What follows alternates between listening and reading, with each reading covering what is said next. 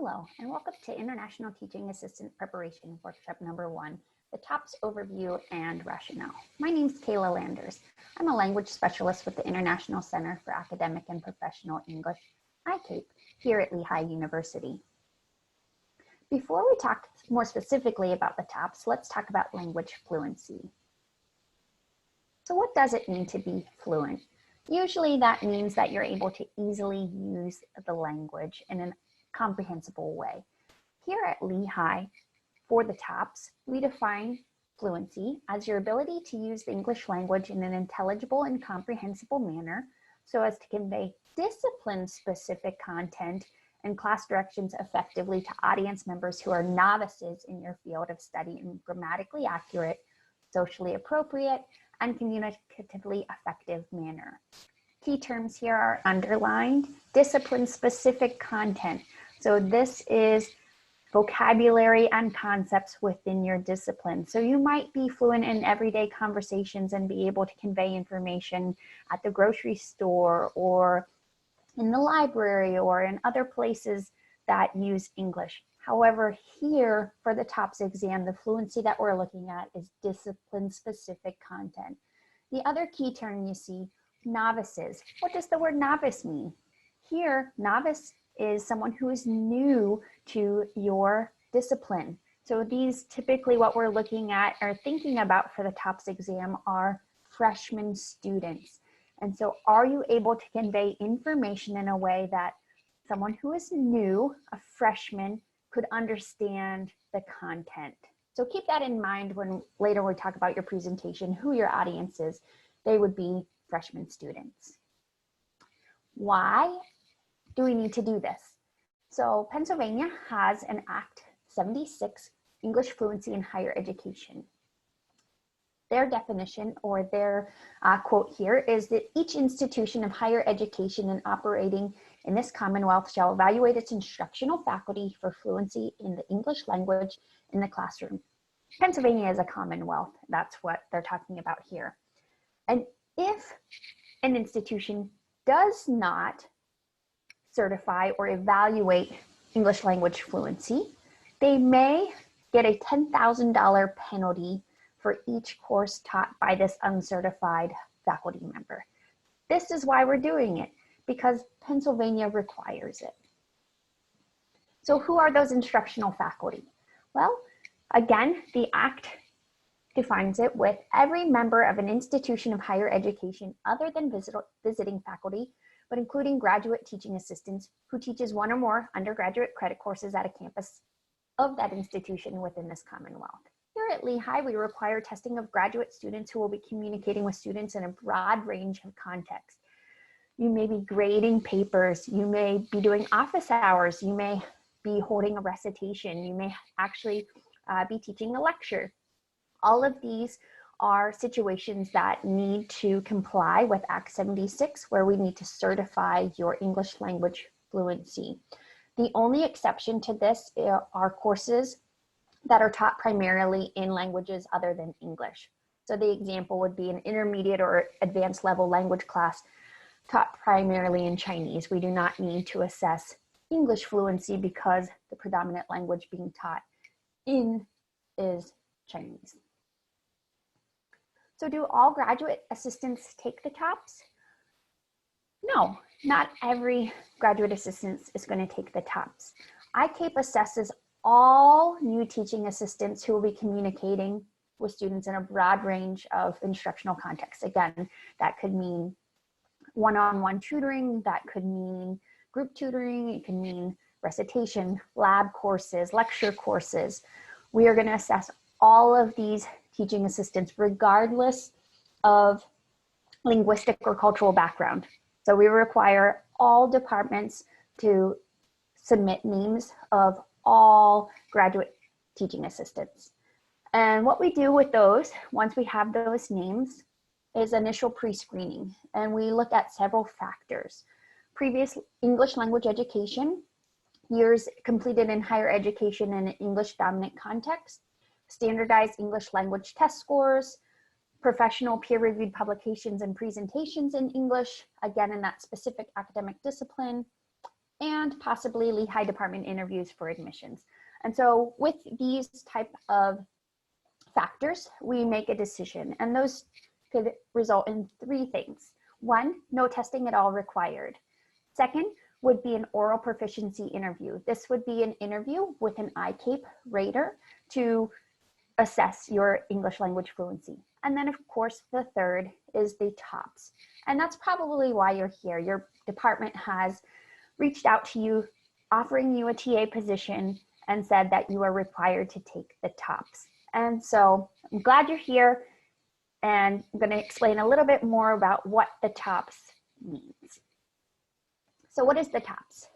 The TOPSS is a test of pedagogical speaking skills and is a three-part test based on a score of 1 through 4, where we're evaluating your English proficiency, again, to fulfill the requirement for Act 76. It, again, is divided into 3 parts and will take a maximum of 45 minutes. Part 1 is extemporaneous speaking, where you're going to make an informative announcement. This takes about 5 minutes. Part 2 is a prepared presentation on a chosen topic. This should be planned in advance, and you should plan for a 15 to 20 minute presentation. Part 3 is impromptu speaking, responding to audience questions, which will take 10 to 20 minutes. And in total, again, a maximum of 45 minutes. I'm going to talk about each one of these parts more specifically. So part 1 was the extemporaneous speaking. Extemporaneous means on the spot. You didn't prepare for this. We want to test out your language fluency whenever you have not prepared. So for this part of the exam, you are going to make an informative announcement. You are given 1 minute of preparation. And so during that preparation time, we will provide a piece of paper with a schedule for an event. This is a Lehigh event, something that is a real event taking place on campus. But on that piece of paper, there are 3 changes. And what you need to do is look over the announcement. Again, 1 minute to prepare. During that preparation time, you can take notes on the paper. You can keep the paper during the actual announcement. You don't have to memorize it, so it's not a memorization activity. But again, it is one where you are going to convey the information. And then after that 1 minute of preparation, you'll have 3 to 4 minutes to inform the audience of the changes.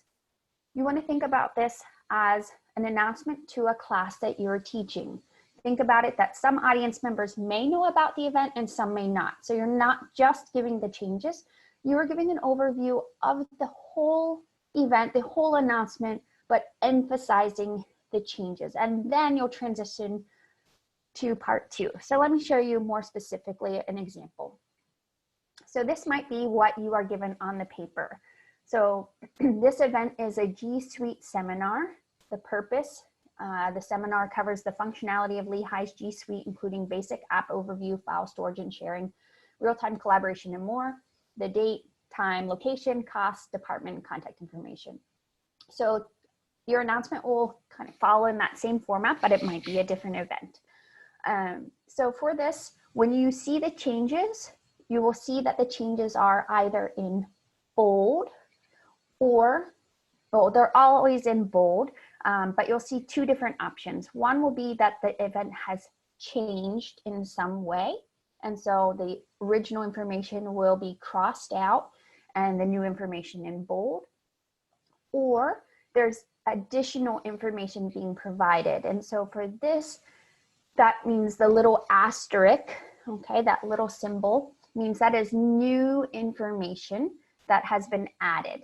And so again, the information still is in bold. So here you see the 3 changes would be for the location, by the cost, there's additional information now added, and then the contact information, there's a change. So here's how this might go. If you were given this announcement, again, you'd be given 1 minute to look it over and prepare, and then you're going to give the information. So in order to give this, this might be an example. Good morning, class. Before we get started today, I need to make a quick announcement. Last week, I told you about the G Suite seminar that Lehigh is having, and I think this is really valuable for you to attend because they're going to cover the apps, some file storage, and real-time collaboration. These are all skills that are necessary for you for both class and in your future when you get a job. The date has stayed the same, so as I had informed you last week, the date is on Wednesday, April 22nd, and the time is still the same as well, from 1:10 to 3 p.m. However, there has been a change. Instead of meeting in person, this is now a Zoom online seminar. So this is important to note. It is a Zoom online seminar. And in addition, it's still a free workshop, but you must register in advance because it's online. You have to register in order to get the Zoom link. So make sure that you register in advance. LTS is hosting this, and the contact information is Bill Betterman. However, again, I have one more change, that there was a typo in the original announcement that I shared with you. So this is important to note if you need to contact Bill Betterman. His email is WAB3, so that again, WAE as in boy, 3 at lehigh.edu. And if you have any additional questions, you can see me after class. And I can also post the link in our course site so that you're able to access it and register for this, because I think it's an important workshop for you to attend. Do you have any questions about it? Okay, so that would be an example of what your announcement might look like. So I don't want you to just read the information in order as it's there. We want to see, can you paraphrase information? Do you understand the concepts? Notice maybe some of the ways that I emphasize the changes. So repetition of that information and making key points about it. So I refer back to some saying some of the information stayed the same, and then I emphasize some of the key changes saying, however, this has changed, or there was a typo. Those are key concepts that you might be able to utilize for your own workshop or for your own announcement. And there is a workshop strictly about making an announcement. So I also encourage you to take a look at that or attend. Part 2 of your TOPSS exam is a prepared presentation. Your department chooses the topic within your discipline. So reach out to your department for your topic. Again, this is a 15 to 20 minute presentation. The types of presentations that they might give you would be defining a term or a concept, explaining a process, explaining a calculation, explaining a theory, presenting a problem, and providing solutions. We highly recommend a PowerPoint or some other type of visual or handout, or some students even utilize the board. At any point during your TOPSS, even during that announcement that was just made, you may utilize the board. Even if you're testing online, there is the whiteboard feature within Zoom, so you always have that extra visual aspect that you can utilize. Again, we recommend using a visual because this is a way to help ensure that we comprehend what you're talking about. For this part and for the whole TOPSS, there will be 2 ICAPE raters and then at least 1 department representative. And what's important to note about this planned presentation is that you may be interrupted during your presentation. So it's just like teaching a class where a student might ask a question while you're presenting. This is the same thing. So some things to consider while you're planning your presentation. Think about the organization of your information. Think about what visuals you can utilize to help with comprehensibility and intelligibility, but make sure that your vocabulary and grammar are accurate. Timing, this is 15 to 20 minutes. Make sure you have the right amount of information, not too much to cram into 15 minutes, but enough to fill 15 to 20 minutes. Practice, this is a good way to make sure that the timing is okay, and also to work out any of the issues with language fluency. Audience, remember back in the beginning I said we're looking at novices. So think about an audience who is new to your discipline. How do you need to define key concepts? Because they may not know them. So thinking about definitions you may need to define, and concepts that they may need to understand. Also for audience, practice with an audience if you're able to. Make sure that you are able to answer their questions and that you feel comfortable in front of the audience. And then finally, questions. Anticipate possible questions, practice answering questions. So again, if you can get an audience to imitate what it might be like and ask you questions during the presentation, this would be a great strategy. So that takes us into part 3, which is impromptu speaking. Impromptu again means that you don't know what might be asked. So you can practice in some regards, but you don't know exactly what might be asked. So this part is responding to audience questions, which 10 to 20 minutes. This can happen during your presentation or at the end of your presentation. So just be prepared. These might be questions about your topic. They might be explanations of a particular point. We might ask you to clarify something that you said. We might ask for additional examples, or we might ask your opinion about something that you've stated.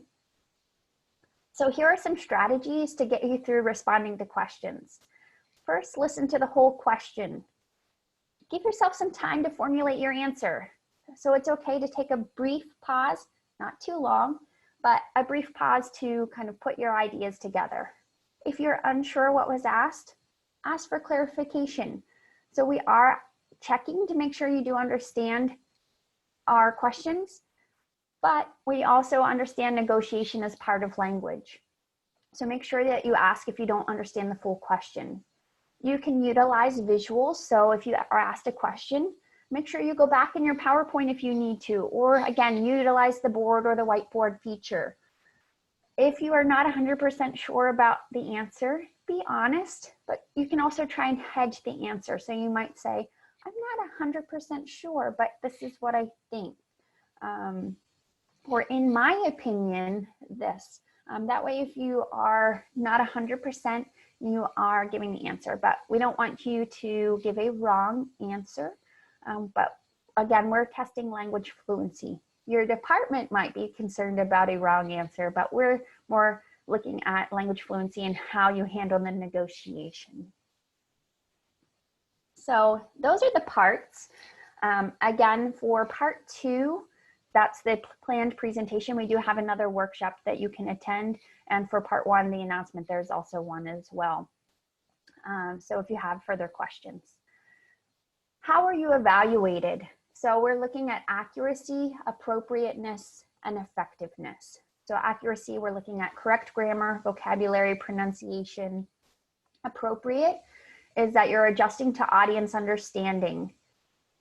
And effectiveness, that you're able to organize a coherent, cohesive, and well-organized message.